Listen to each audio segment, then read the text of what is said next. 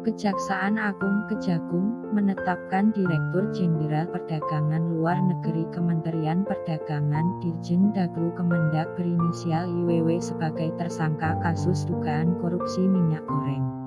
Dia dijerat bersama dengan 3 orang lain dari pihak swasta. Jaksa Agung ST Burhanuddin mengumumkan langsung penetapan para tersangka itu. Burhanuddin menyebut perbuatan para tersangka menyebabkan kerugian perekonomian negara. Perbuatan para tersangka tersebut mengakibatkan timbulnya kerugian perekonomian negara atau mengakibatkan kemahalan serta kelangkaan minyak goreng sehingga terjadi penurunan konsumsi rumah tangga dan industri kecil yang menggunakan minyak goreng dan menyulitkan kehidupan rakyat.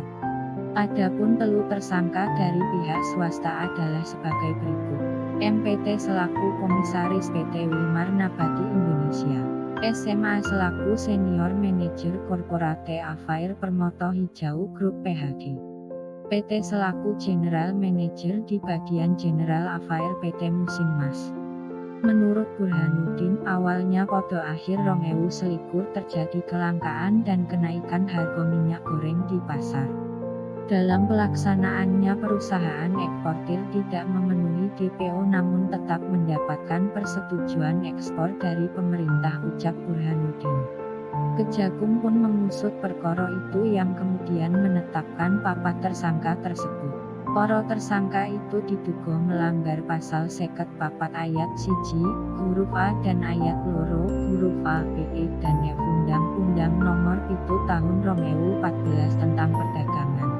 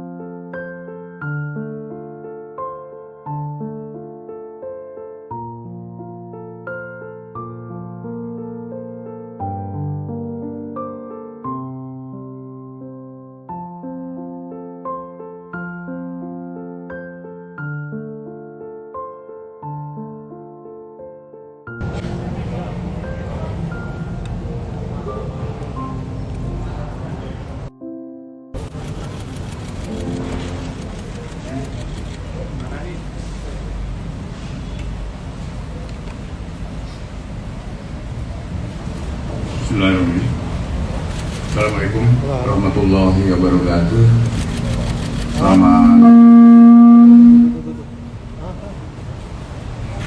Selamat sore dan salam sejahtera buat kita semua. Rekan-rekan media yang saya hormati, pada kesempatan sore ini,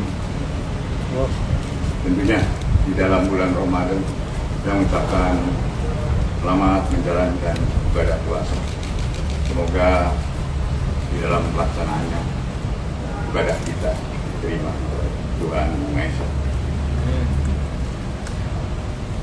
Perlu saya sampaikan bahwa beberapa waktu yang lalu ada arahan Presiden Republik Indonesia terkait beberapa peristiwa yang menentukan adat hidup masyarakat. Sepertinya masalah kelangkaan minyak goreng. Kelangkaan ini menjadi perhatian Presiden dan beliau menginstruksikan agar segenap pimpinan kementerian lembaga mengedepankan sense of crisis sehingga setiap peristiwa yang terjadi dan menyangkut hajat hidup masyarakat luas dapat diberikan respon kenapa terjadinya hal itu terjadi, dan khususnya tentang kelangkaan minyak goreng. Kelangkaan minyak goreng ini ironis sekali, karena Indonesia adalah produser CPO terbesar di dunia. Untuk itu kami telah melakukan penyidikan dan telah ditemukan indikasi kuat bahwa perbuatan tidak pidana korupsi terkait pemberian persetujuan ekspor minyak goreng telah membuat masyarakat luas, khususnya masyarakat kecil menjadi susah karena harus mengantri dan juga langkanya minyak goreng tersebut. Negara juga harus mengucurkan bantuan langsung tunai minyak goreng yang nilainya tidak kecil. Dalam kondisi kelangkaan minyak goreng yang menyulitkan masyarakat, negara harus hadir, dan hari ini adalah langkah hadirnya negara untuk mengatasi dan membuat terang apa sebenarnya yang terjadi tentang kelangkaan minyak goreng ini. Rekan media yang saya hormati, kami sampaikan bahwa saat ini tim penyidik Kejaksaan Agung sedang melakukan penyidikan perkara dugaan tindak pidana korupsi dalam pemberian fasilitas ekspor crude palm oil atau CPO dan turunannya pada bulan Januari 2021 sampai Maret 2022. Berdasarkan surat perintah Direktur Penyidikan Jaksa Agung Muda Tindak Pidana Khusus nomor PRIN 17/FB2/04/2020 tertanggal 4 April 2022.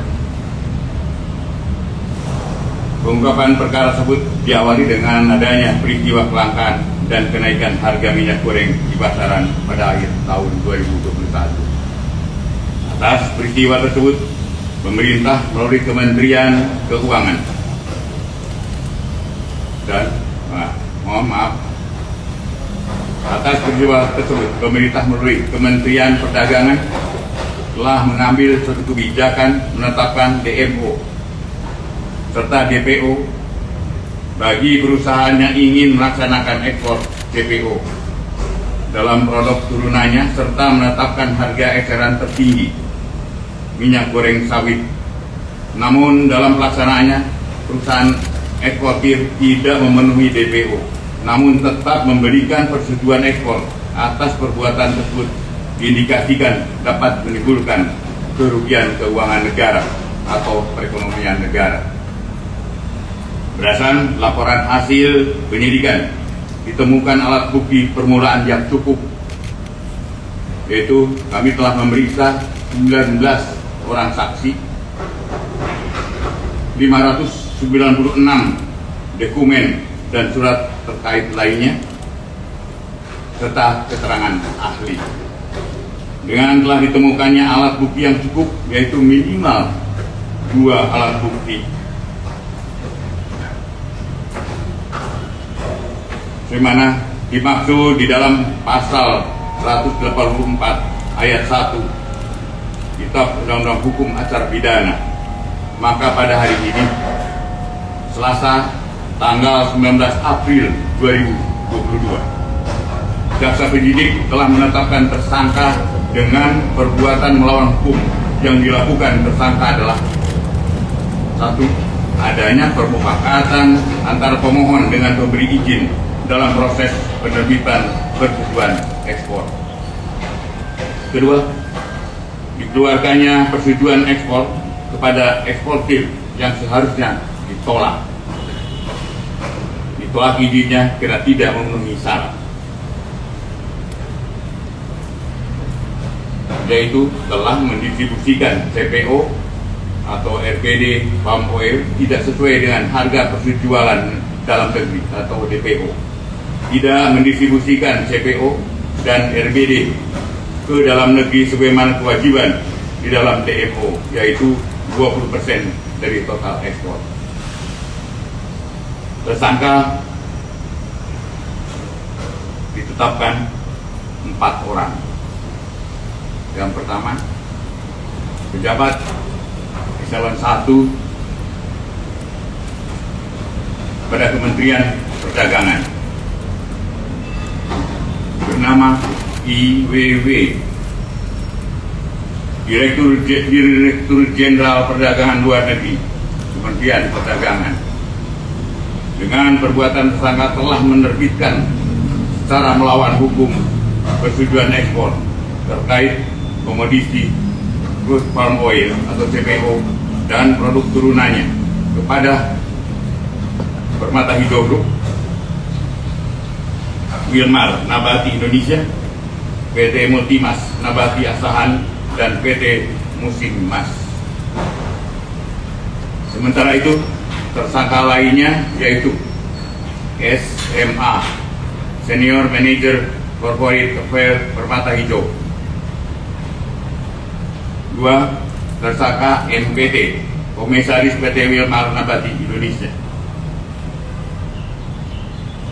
3. Tersangka PT, General Manager Bagian General Affairs PT Musimas. 3 tersangka telah berkomunikasi secara intens dengan tersangka IWW, sehingga Permata Hijau Group, PT Wilmar Nabati, PT Multimas Nabati Asahan, PT Musimas untuk mendapatkan persetujuan ekspor. Padahal perusahaan-perusahaan tersebut bukanlah perusahaan yang berhak untuk mendapatkan persetujuan ekspor, karena sebagai perusahaan yang telah mendistribusikan CPO atau EDB palm oil tidak sesuai dengan harga penjualan dalam negeri atau DPO. Juga sebagai perusahaan yang telah mendistribusikan CPO EDB palm oil ke dalam negeri yang bukan berasal dari perkebunan inti.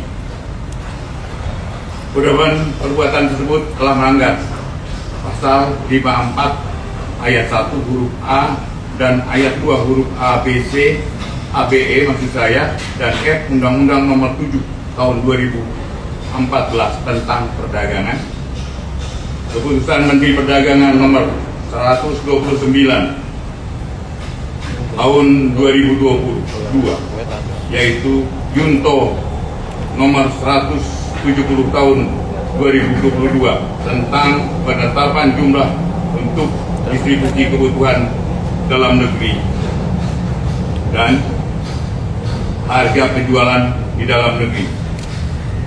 3. Ketentuan bab 2 huruf A, angka 1 huruf B, Junto bab 2 huruf C, angka 4 huruf C, Peraturan Direktorat Jenderal Perdagangan Luar Negeri Nomor 02 Daglu/1/2022 tentang petunjuk teknis pelaksanaan kebijakan dan pengaturan ekspor CPO, EDB palm oil, dan UGO.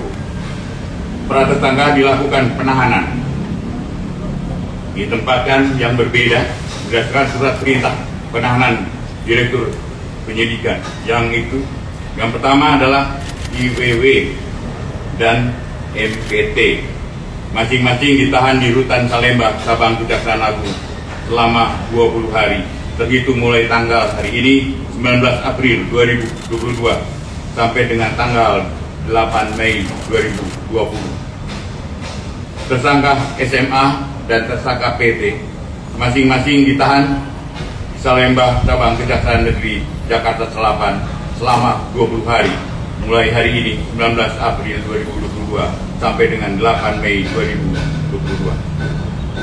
Demikian proses penanganan perkara dimaksud. Dan sekali lagi kami tegaskan bahwa negara akan hadir dan selalu hadir untuk mengatasi keadaan yang menyulitkan masyarakat luar. Dan kami akan tidak tegas bagi mereka yang mengambil keuntungan di tengah kesulitan masyarakat. Demikian teman-teman, terima kasih atas atensi teman-teman. Wassalamualaikum warahmatullahi wabarakatuh. Salam sejahtera buat kita semua.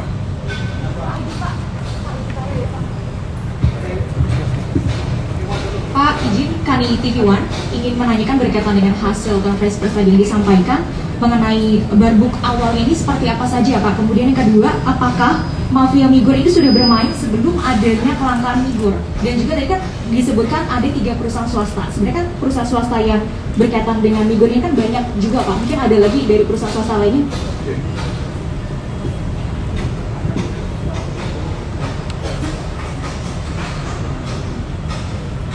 Terima kasih. Jadi perlu dijelaskan bahwa ini terjadi kelangkaan minyak goreng tersebut. Ini kita teliti dari beberapa kebijakan yang telah dikeluarkan oleh pemerintah. Seperti yang Pak Jaksa Agung sampaikan, apabila ada kebijakan-kebijakan pemerintah yang dianggap strategis dan menyangkut ke masyarakat luas, ini pasti akan kita lihat bagaimana penerapan di lapangan, termasuk kebijakan demo. Jadi kita telah melakukan penyelidikan dan kita tingkatkan penyidikan, kita temukan alat bukti, sehingga ada beberapa perusahaan yang kita lihat melakukan ekspor dengan cara melawan hukum, dan kita temukan ada alat bukti bahwa ada kerjasama yang dilakukan oleh salah satu pejabat negara di Kementerian Perdagangan. Ya, saya rasa itu ya. Pak, kalau tadi yang bicara tentang kenapa cuma ini aja, kalau semua pun Mbak, kami tidak akan membedakan. Kalau cukup bukti, ada informasi dan ada fakta, kami akan lakukan.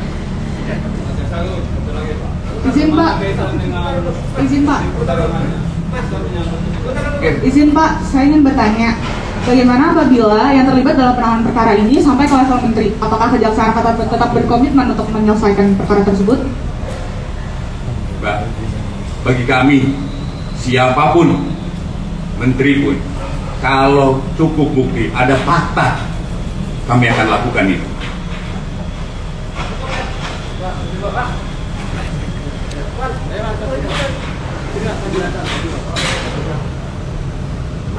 Assalamualaikum warahmatullahi wabarakatuh.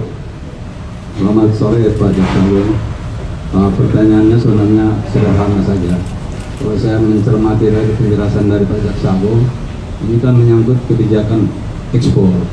Tentu tidak mungkin, barangkali menurut saya Pak Menteri tidak mengetahui itu. Pasti dirapatkan oleh Dirjen yang sudah jadi tersangka.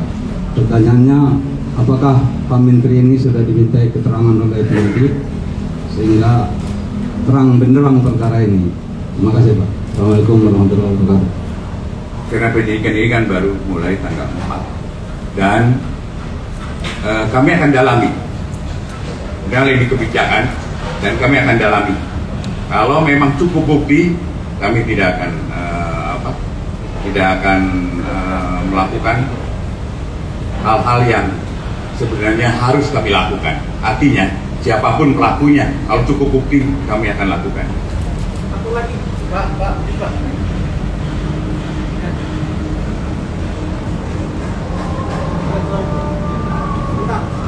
Dua kali ada kesempatan lagi duanya.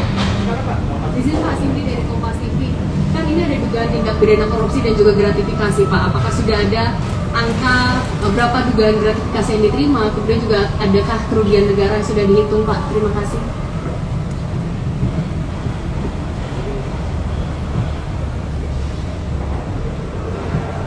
Ini Mbak, untuk perhitungan ya kerugian negara kita sedang dilaksanakan. Ya, kemudian kalau itu ada gratifikasi pasti akan dalami. Ya.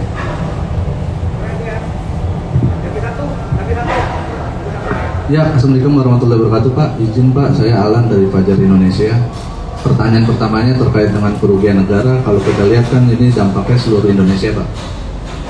Otomatis sangat besar gitu loh Pak untuk kerugian negara. Ada tidak arah dari Kejaksaan Agung, dari tim penyidik itu untuk meminta pertanggungjawaban terhadap korporasi Pak, untuk mengantisipasi jika para terdakwa nantinya tidak bisa mengembalikan kerugian negara? Kan ini sudah pernah dilakukan ketika kasus Indosat gitu loh. Ya, terima kasih Pak. Baik, yang pertama kita akan mengarahkannya adalah ke perekonomian negara. Terus kemudian untuk korporasi sangat mungkin itu, sangat mungkin untuk korporasi. Dan kami sudah ada perintahkan pada Jampisus, pada Dirli untuk lakukan itu. Kira itu yang cukup ya. Detik. Satu lagi. Pak Jaksa izin, saya Firda dari Detikkom, izin bertanya, para tersangka ini kan dijerat pasal apa saja, karena disebutnya kan korupsi tapi pasalnya undang-undang perdagangan. Nah ini bagaimana, izin, terima kasih. Jadi undang-undang untuk sarana melawan hukumnya aja, ya. Nanti kita akan mungkin kita bukan hari ini aja. Kami akan segera dalami ini, dan saya juga akan minta pada Dirdik, pada Jampisus, waktu harus segera. Kita mungkin tidak hal-hal yang biasa. Saya akan lakukan penanganan ini yang luar biasa karena memerlukan kecepatan. Makanya hari ini kita tetapkan tersangka, hari ini kita tahan. Artinya kita memang sangat memerlukan kecepatan. Terima kasih. Terima kasih teman-teman.